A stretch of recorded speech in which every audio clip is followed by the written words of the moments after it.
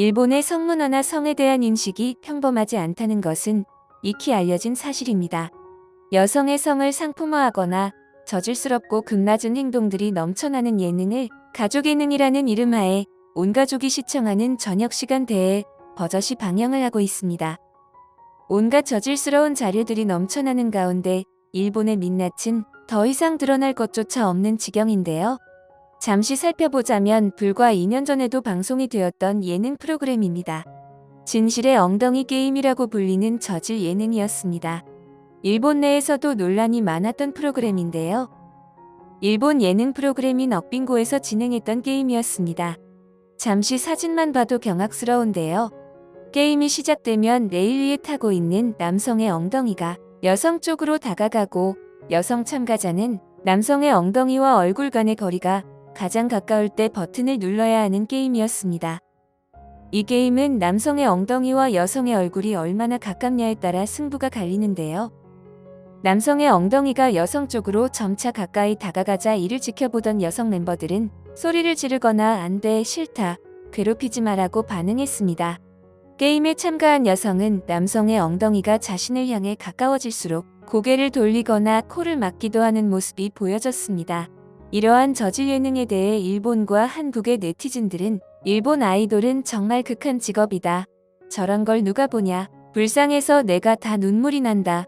그 자리에서는 재미있을지도 모르지만 개 중에는 트라우마가 되어버리는 아이도 있다는 것을 알아주세요. 기뻐하는 것은 멤버들이 싫어하는 모습을 보고 흥분해 있는 스태프들과 크로짱의 몸.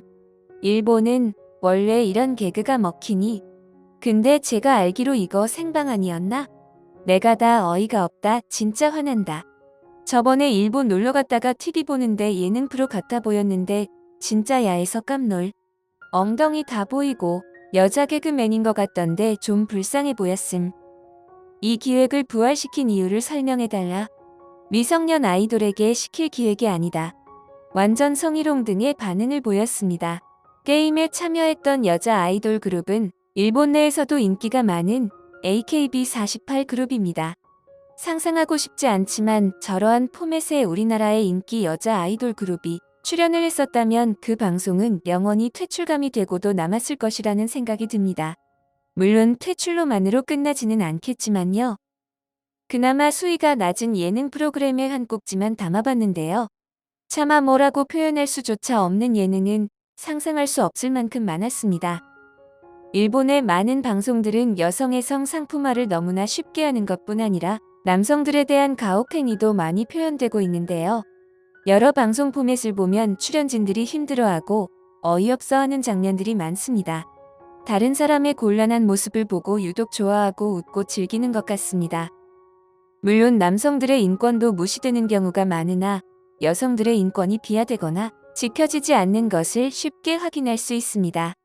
비단 예능에만 국한되지는 않는데요.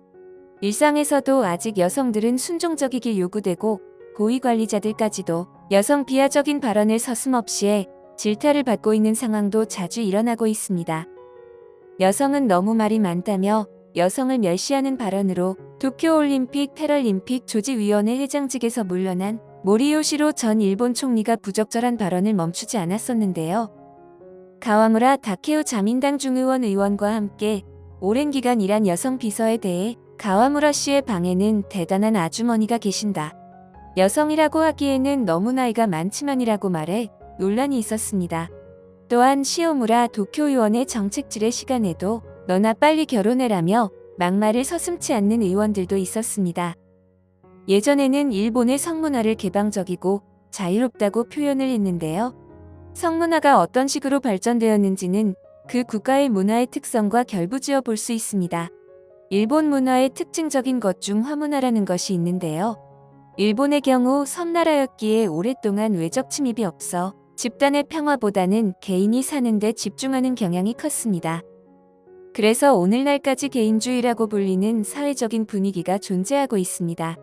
그래서 성 문제 또한 집단의 평화를 위해 성을 개인의 문제로 생각하면서 일본의 개방적인 성문화가 발달한 것으로 볼 수 있습니다. 그러나 개인적이고 개방적인 것이 도를 지나치게 넘어서일까요? 성인식과 성인권에 대해서는 정말 예의가 없는 것 같습니다.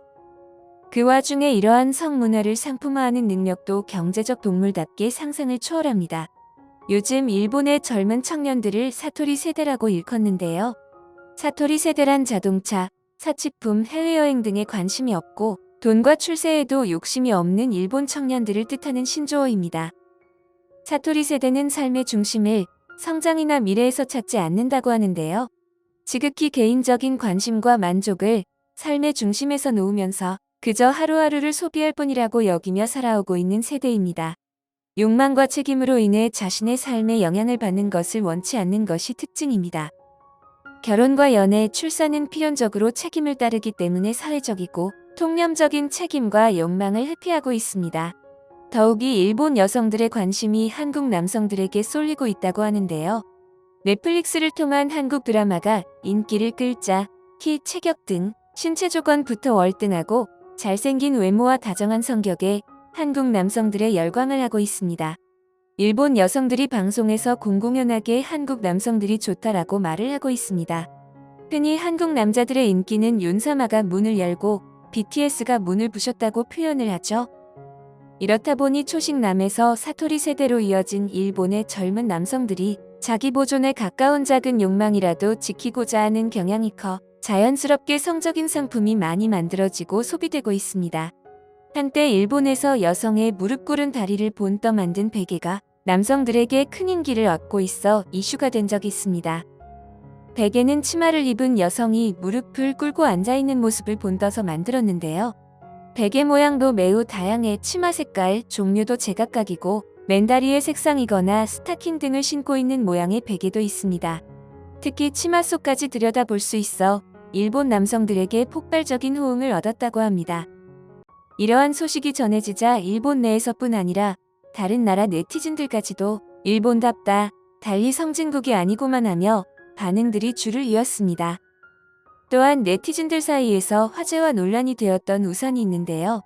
겉모습은 일반 우산과 크게 다르지 않지만 우산을 펼치면 마치 여성의 치마 속을 아래서 들여다보는 것처럼 속옷과 타이즈를 신은 다리가 그려져 있는 우산이 소개되었습니다.